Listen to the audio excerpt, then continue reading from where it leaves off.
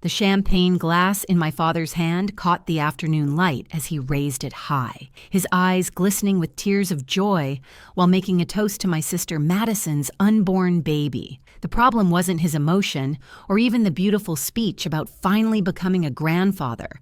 The problem was the 7-month-old baby girl in my arms, his actual first grandchild, Isabella, who he'd never even met. I'm Olivia Ortiz, 32 years old, standing in my sister's perfectly manicured backyard in suburban Connecticut, watching my father give the grandfather speech I dreamed of hearing 7 months ago. The same father who taught me to ride a bike, who called me his little princess until Madison was born when I was 5, and then somehow I became invisible. My husband Carlos stood beside me, his jaw clenched so tight I worried he'd crack a tooth. He'd watched this favoritism play out for the 8 years we'd been together. But today was different. Today, our daughter was being erased in real time. Madison, resplendent in her designer maternity dress that cost more than our monthly mortgage, kept shooting me these little smirks between her fake tears of joy. She knew exactly what she was doing. The pattern wasn't new. When we were kids, Madison got the car for her 16th birthday, while I got a heartfelt card about learning the value of working. She got her college fully paid while I took out student loans that I'm still paying off. Her wedding looked like something from a luxury magazine with Dad spending $40,000, while Carlos and I had a backyard ceremony with a potluck dinner that Dad called charmingly modest. But this was different. This wasn't about money or things. This was about my daughter's existence. Dad was really warming up to his speech now, talking about how he'd waited so long for this moment, how he'd been collecting toys and books for his future grandchild, how Madison had made his dreams come true. The crowd of about 50 relatives and friends was eating it up, dabbing at their eyes, while Madison's husband Derek filmed everything for their social media. Madison had always been good at production value. The thing that hurt most was the nursery he described setting up in his house. The same nursery I'd tried to tell him about when Isabella was born. But somehow he'd always been busy when I called, always had something urgent when I tried to visit, always promised we'd get together soon. Now I understood why.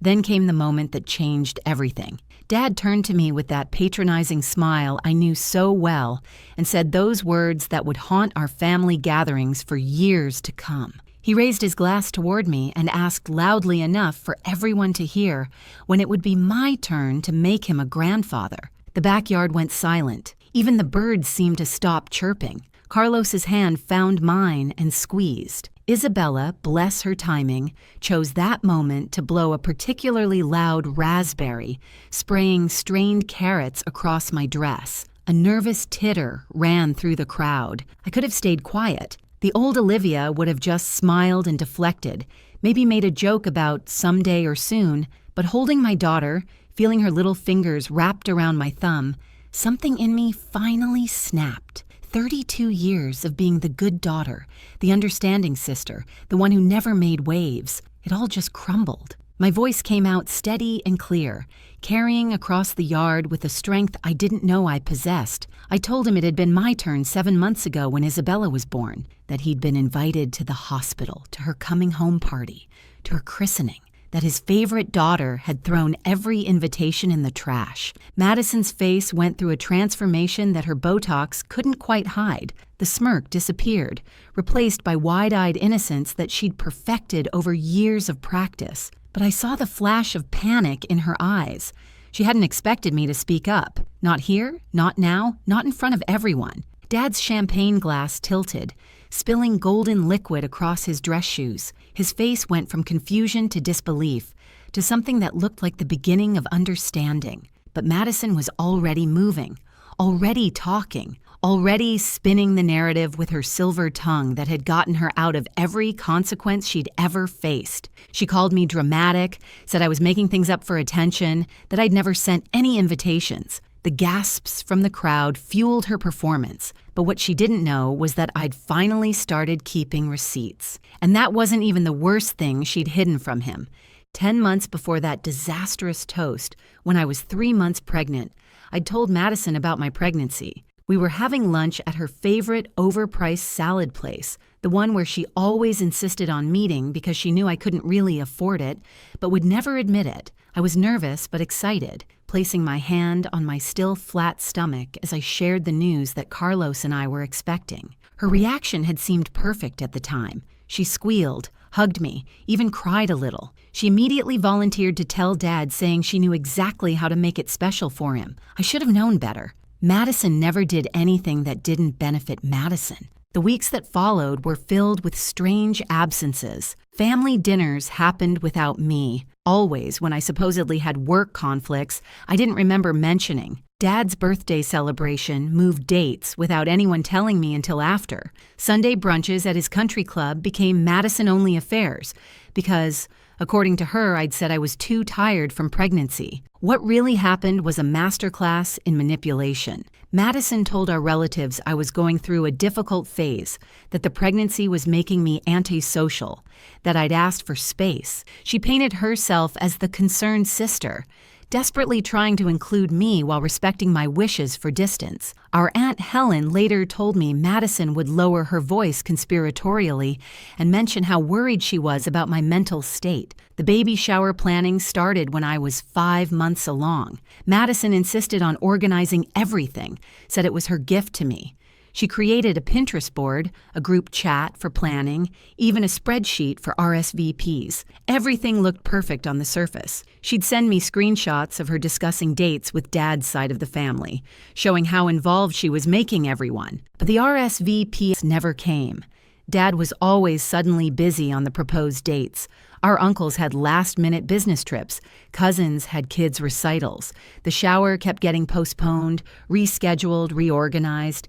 Madison would sigh dramatically and promise to fix it, always with that concerned sister act that should have won her an Oscar. Carlos started noticing things first. He's always been more observant than me, less willing to give my family the benefit of the doubt. He pointed out how Madison's Botox appointments mysteriously conflicted with every attempt to include Dad in pregnancy updates, how her emergency work meetings always happened right when we were supposed to drop by Dad's house, how her phone was always conveniently dead when Dad tried to reach me through her. Before I continue, I'd love if you could hit that like button and let me know in the comments where you're watching from and what time it is there. Your support means everything to this channel. Thank you. Then there was Grandma Rose's will situation. Our grandmother had passed 2 years earlier, leaving her vast collection of vintage jewelry to the first granddaughter to have a daughter of her own. It was an old-fashioned stipulation that had made us both roll our eyes at the time,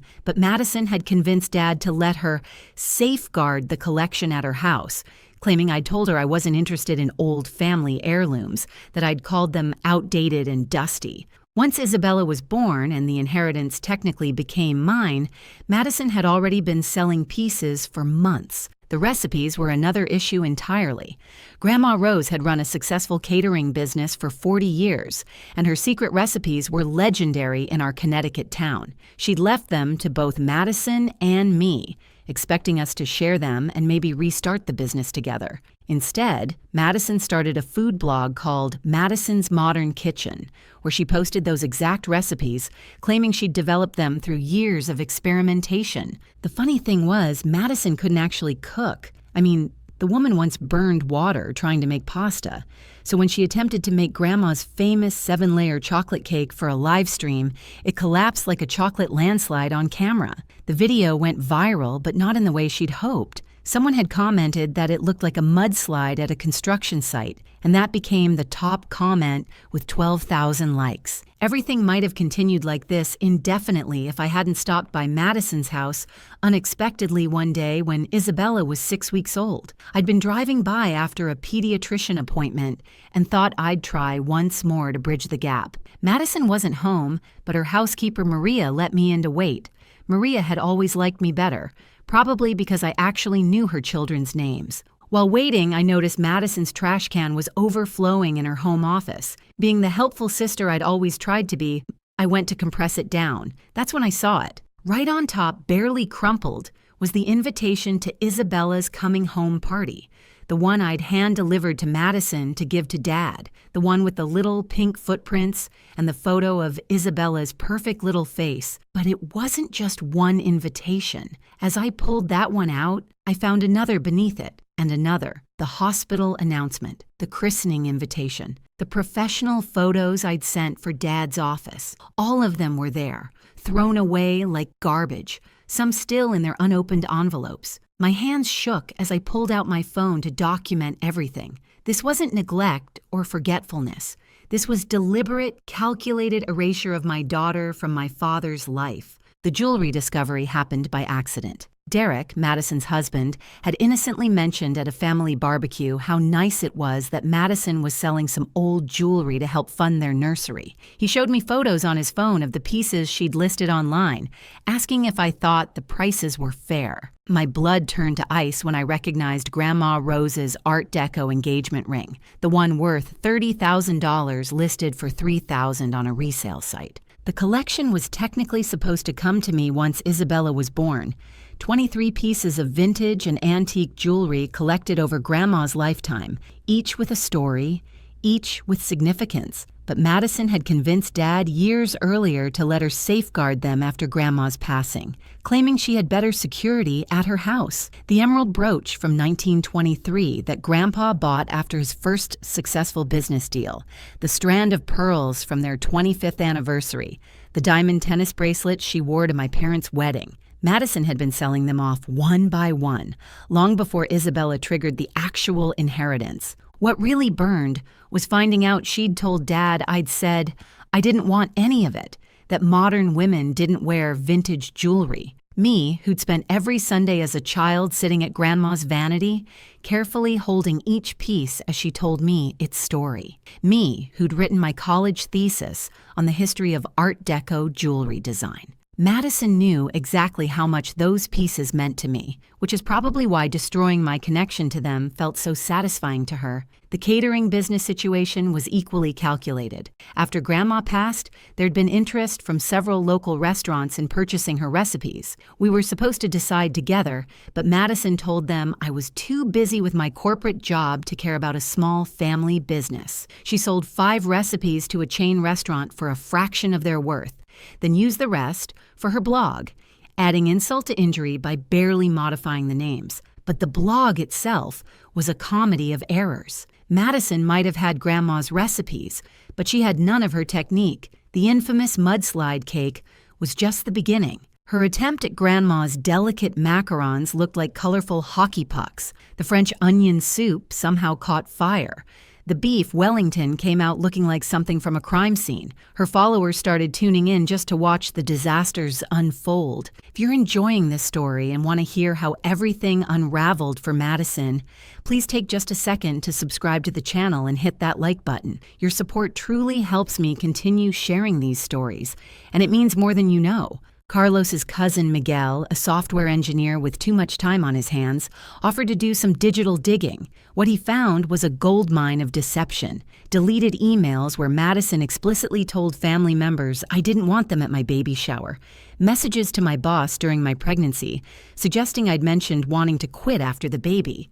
Even a fake Instagram account she'd created pretending to be me, posting about how exhausted and overwhelmed I was, how I needed space from family. The promotion I'd lost suddenly made sense. I'd been up for senior management, a position I'd worked toward for 5 years. But mysteriously, concerns arose about my commitment level right after I'd announced my pregnancy to Madison.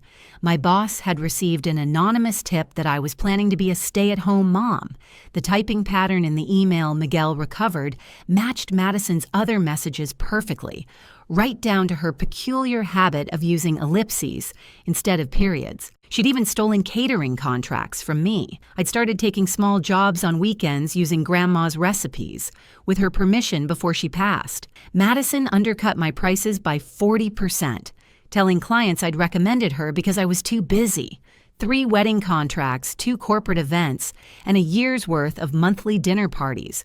probably $50,000 in lost income while I was struggling with student loans and baby expenses. The evidence folder Carlos and I compiled grew thicker every day. Screenshots, emails, recordings from doorbell cameras showing Madison taking mail from our mailbox. Our neighbor, Mrs. Patterson, bless her nosy heart, had documented everything because she thought Madison was having an affair with our mailman. She was disappointed to learn it was just theft, but happy to share her extensive surveillance footage. The turning point came when Madison accidentally sent me a text meant for her best friend Brittany. It read, "Olivia's here with that baby again, acting like anyone cares. Dad won't even know she exists until my kid is at least 5. I've made sure of that." She tried to recall it, sent 17 texts trying to explain it was about someone else, even claimed her phone had been hacked. But I had the screenshot, and it became the crown jewel in my collection of evidence. The funniest part was watching Madison's increasing paranoia. She started checking her trash before putting it out, installing cameras to see who came to her door, even hiring someone to check if her phone was tapped. The woman who'd spent years orchestrating my isolation was suddenly looking over her shoulder at every turn. The stress was affecting her appearance, too. Her Botox appointments increased, her hair started thinning, and she developed a nervous eye twitch that no amount of concealer could hide. Meanwhile, Isabella said her first word. It wasn't Mama or Dada. It was Pop Pop, the name I'd been teaching her for the grandfather she'd never met. I had it on video, this perfect moment of my daughter calling out for a grandfather who didn't know she existed. It broke my heart and steeled my resolve in equal measure. The family group chat discovery happened during Isabella's first fever. I was exhausted, scared, and desperately trying to reach Dad for advice because he'd always been calm in medical situations. Madison told me he was at his cabin with no cell service, except Derek accidentally let slip that they'd just been texting in the family group chat about plans for next weekend. That's when I learned about Family Forever, a group chat with 47 members that had been active for 2 years. 2 years of daily messages, photos, plans, and conversations I'd never been part of. Carlos helped me get access through his aunt who'd married into the family. What I found was heartbreaking and infuriating in equal measure. There were over 200 messages about Madison's pregnancy journey, ultrasound photos, nursery planning, name discussions, even a betting pool about the delivery date. During those same months, I'd been actually pregnant, actually going through everything they were discussing theoretically. While they debated whether Madison would have morning sickness, I was throwing up every morning alone. While they planned her baby shower, mine kept getting mysteriously postponed. Dad had asked about me exactly 3 times in 2 years of messages. Each time, Madison responded quickly. I was busy with work. I was going through something personal. I'd asked for space. I preferred to keep my distance. The family had created an entire narrative about me being cold, career-obsessed, and disconnected. My Uncle Tony had even written that he was proud of Madison for trying so hard with her difficult sister. The promotion sabotage went deeper than just one email. Madison had created an entire campaign over 6 months. She befriended someone in my company's HR department through a yoga class. She volunteered to help with our company's charity auction, getting FaceTime with senior management. All of it positioned her to plant seeds of doubt about my commitment while appearing to be the supportive sister. She told my boss she was concerned about me, that I'd confided I felt overwhelmed, that I'd mentioned maybe the promotion was too much with a baby coming. She did it all with that perfect Madison smile, the one that made people want to protect her, to take her side. My boss thought she was being helpful when she suggested I might want to reconsider the timing of taking on more responsibility. The catering business sabotage was equally methodical. She'd created professional-looking business cards with her name and Grandma's recipes. She attended the same networking events I did, but an hour earlier, introducing herself to all my potential clients. She even hired a professional photographer to take pictures of food she hadn't cooked, using them to create a portfolio that looked more professional than my homemade photos of actual dishes I'd prepared.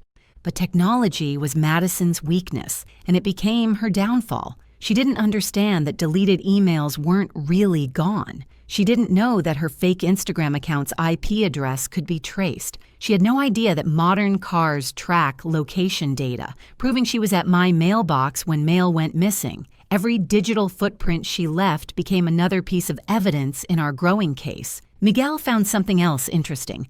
Madison had been researching grandparents' rights in Connecticut, specifically about whether grandparents could get visitation if they'd never met the child. She'd also looked up whether birth announcements were legally required. She was trying to figure out how long she could keep Isabella hidden from Dad before it became legally problematic. The answer, it turned out, was indefinitely, as long as no one told him the truth. Isabella's first word on video became something more than just a heartbreaking moment. It became evidence of what Madison had stolen from my father, the relationship with his first grandchild, 7 months of firsts, of moments that could never be recaptured. When I showed the video to Carlos's mother, she cried. When I showed it to my therapist, she cried. When I accidentally showed it to the grocery store clerk while searching for a coupon on my phone, she cried too. The security footage from our neighbor revealed Madison's visits happened like clockwork. Every Tuesday and Thursday when Carlos and I were at work, she'd walk up our driveway, take the mail,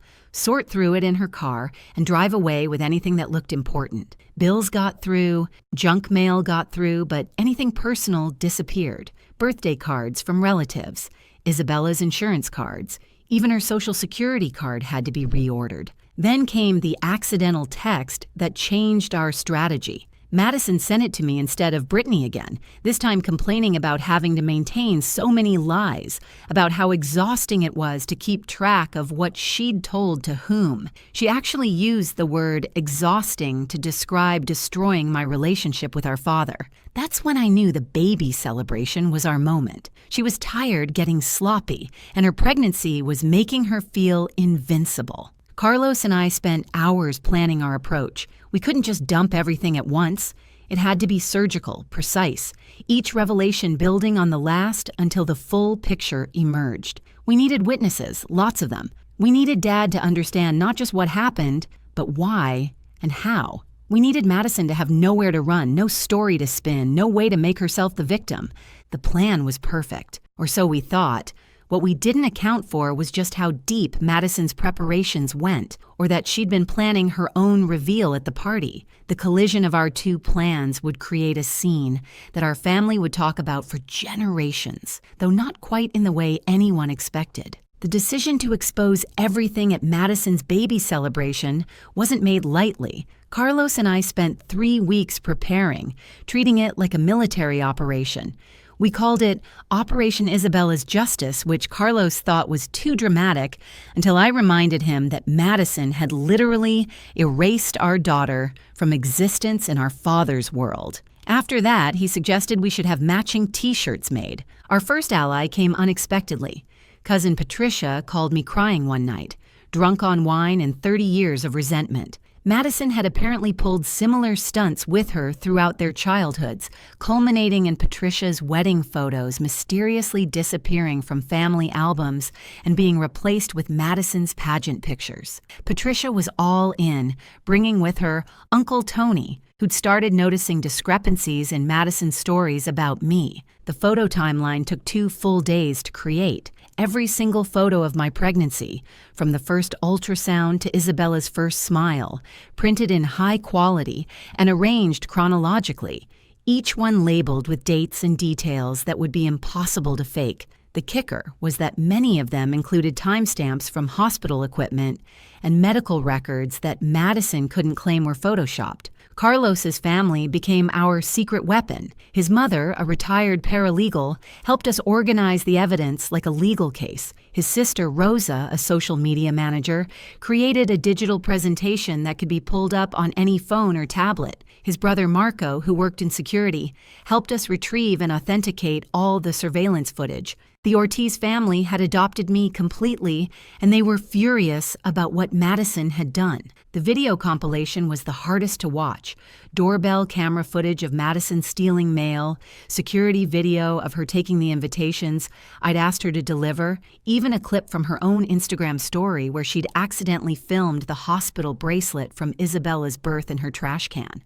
Miguel had enhanced everything, added timestamps, made it undeniable. It was 23 minutes of pure deception, captured in high definition. We found 12 pieces of Grandma Rose's jewelry listed on various resale sites. Miguel created a spreadsheet tracking each piece, its actual value versus Madison's listing price, and screenshots of Dad telling people I didn't want them. The total value she'd sold or tried to sell came to $93,000. That wasn't including the pieces she'd kept for herself, wearing them to family events while telling everyone she'd bought them with her blog earnings.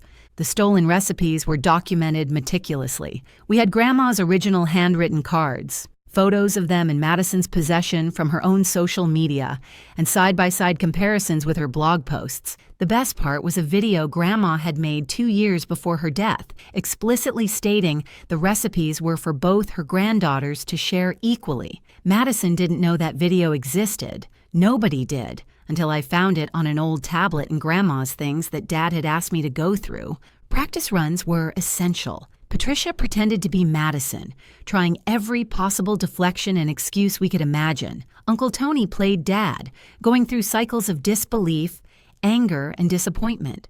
We rehearsed until our presentation was bulletproof, until every possible objection had an answer. Every potential escape route was blocked. It was exhausting. But Isabella deserved nothing less than complete vindication. The christening gown was our secret weapon. Grandma Rose's own christening gown from 1935, handmade Irish lace, passed down through 4 generations. Madison had told Dad it was lost in a flood that never happened, but I'd had it all along, carefully preserved, waiting for my daughter. Isabella would wear it to the party, a visual reminder of the heritage Madison had tried to steal. Carlos's cousin Rosa created a backup plan. If Madison somehow managed to spin the narrative, or if Dad didn't believe us, we'd go nuclear. Everything would be posted online. Every piece of evidence, every screenshot, every video. Madison lived for her online reputation. The threat of total exposure would be our insurance policy. We wouldn't even have to mention it. Just knowing we had that option gave us confidence. The humor in our planning came from unexpected places. Marco suggested we hire a mariachi band to play after the revelation, joking that nothing says, "You've been exposed," like sudden trumpets. Rosa wanted to create a bingo card for family members to mark off Madison's predicted excuses. Patricia actually did make one, with squares like, "I was protecting everyone," and "Olivia's exaggerating," and "hormones made me do it." She distributed them discreetly to trusted family members. 3 nights before the party, I couldn't sleep. Isabella was cutting a tooth. Carlos was stress-eating his way through our entire pantry, and I kept second-guessing everything. What if it backfired? What if Dad chose Madison anyway? What if destroying Madison's image destroyed our entire family? But then I looked at Isabella, at this perfect little person who deserved to know her grandfather, and I knew we had no choice. The morning of the party arrived gray and humid, like the universe was setting the stage for drama. Madison had texted me 3 times to make sure I was coming, each message dripping with fake sweetness. She wanted me there to see Dad fawn over her pregnancy while ignoring my actual child. What she didn't know was that 47 other people were coming specifically to support Isabella and me, all secretly informed by Patricia's midnight phone calls. The party was Madison's typical overdone affair. Pink and gold everything.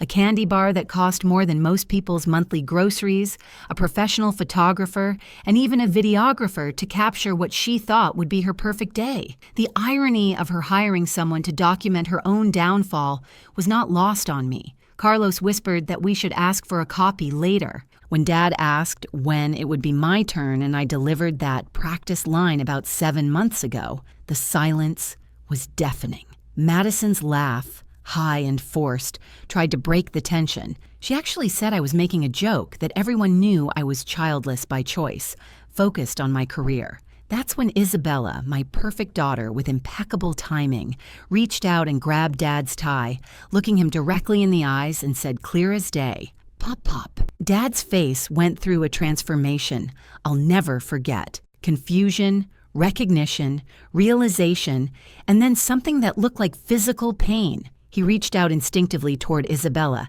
then pulled back, looking at Madison for explanation. She was already talking, already spinning, saying I'd obviously coached the baby, that this was some sick joke, that I was trying to ruin her special day with lies. That's when Patricia stepped forward with the photo album, not dramatically, just walked over and placed it in Dad's hands, saying she thought he might want to see what he'd missed. The first photo was from the hospital, me holding Isabella minutes after birth, the whiteboard behind us clearly showing the date and time. 7 months and 3 days ago. While Dad looked at it, Uncle Tony pulled up the digital presentation on the outdoor TV Madison had rented for the party. The video started playing automatically, Madison's voice clear as day, from a doorbell camera. Dad doesn't need to know about Olivia's baby yet, let me have this first. The crowd gasped. Madison grabbed for the remote, but Marco had already disabled it. The video continued, showing her taking mail, throwing away invitations, telling relatives I was unstable. Her own words, her own voice, her own face clearly visible in every frame. Derek, Madison's husband, was standing frozen with his mouth open, looking between the screen and his wife like he'd never seen her before, which, in a way, he hadn't. Madison had been careful to keep him out of most of her schemes, probably knowing his genuine niceness would have been a liability. When the jewelry spreadsheet appeared on screen, showing pieces he thought Madison had inherited legitimately, he actually sat down hard on a decorative hay bale. Madison tried everything in her arsenal. She cried, but the Botox made it look insincere. She claimed the videos were deep fakes, but Miguel had included authentication certificates. She said I'd stolen from her first, but couldn't specify what. She even tried fainting, but Patricia's teenage daughter loudly said, "Oh my God, she's doing the thing from TikTok," and everyone realized it was fake. Madison's eyes snapped open in frustration, completely giving herself away. Dad hadn't said a word. He was still looking through the album, his hands shaking. When he got to the video still of Isabella's first word, with the caption explaining what she was saying, he made a sound I'd never heard from him before. Something between a sob and a roar. He looked at Madison with an expression that made everyone step back, then at me with such devastation that I almost felt bad for him. Almost. The food blog revelation came next. Grandma's video played on the screen, her warm voice filling the yard as she explained how she wanted both her granddaughters to share her recipes, to maybe restart the business together, to carry on her legacy with love. Then Miguel's side-by-side comparison showed Madison's blog posts, word for word stolen, even down to Grandma's little notes about adjusting for altitude or humidity. Someone in the crowd, I think it was one of Madison's mommy blogger friends, actually laughed when the mudslide cake disaster video played, then caught herself and tried to look serious, but the damage was done. Others started chuckling too, remembering all of Madison's cooking failures while she claimed to be developing these recipes herself. The woman who couldn't make box mac and cheese had been pretending to be a culinary genius with stolen recipes she couldn't even execute. Madison's final attempt at control was to announce she was in labor, sudden, dramatic, clutching her stomach. But Aunt Helen, who'd been an obstetrics nurse for 30 years, walked over, took one look at her, and announced to everyone that Madison was barely 7 months pregnant and showing no signs of distress besides embarrassment. She suggested Madison might want to sit down and stop making things worse for herself. That's when Dad finally spoke. His voice was quiet, controlled, and absolutely terrifying. He asked Madison one simple question. Why? Madison's answer to Dad's question revealed everything about who she really was. She said I'd always been his favorite before she was born, that I'd had 5 years of being the only one, that it wasn't fair. She actually stood there, caught in 47 lies, and tried to make herself the victim. She said I was prettier, smarter, that Grandma loved me more, that everything came easy to me while she had to fight for attention. The crowd's reaction was visceral. These people had watched me work 3 jobs to pay for college, while Madison got a free ride. They'd seen me nurse Grandma through her final months, while Madison was too busy with her influencer parties. They knew the truth, and Madison's attempt at revisionist history was falling on deaf ears. Someone actually said, "Are you serious right now?" loud enough for everyone to hear. Derek found his voice and asked about the jewelry. Madison tried to say she was saving it for their baby, but Rosa had already pulled up the online listings on her phone, showing them to Derek. The dates proved Madison had been selling them long before she was even pregnant. Derek's face went from confused to hurt to angry in about 3 seconds. He asked her what else she'd lied about, and Madison's silence was deafening. The catering clients started making themselves known. 3 were at the party, invited by Madison for networking. They all wanted to know if the recipes were really stolen. When they found out the truth, one immediately called her lawyer. Another announced she was canceling her contract, effective immediately. The third, a woman who'd been friends with Grandma Rose, actually started crying and apologizing to me for not knowing. Dad walked over to me slowly, like he was afraid I might run. He asked to hold Isabella, and when I placed her in his arms, she immediately grabbed his nose and giggled. He broke down completely. This 6'2" former Marine, sobbing while holding his granddaughter for the first time. He whispered apologies into her hair, promised to make up for lost time, told her about all the things they'd do together. The photographer, bless his professional heart, captured every second. Madison's friends started leaving, just quietly gathering their things and walking out. Her mommy blog followers were live streaming everything, and the comments were brutal. Someone had already created a hashtag, #Madison Meltdown. Her carefully curated image was crumbling in real time, broadcast to thousands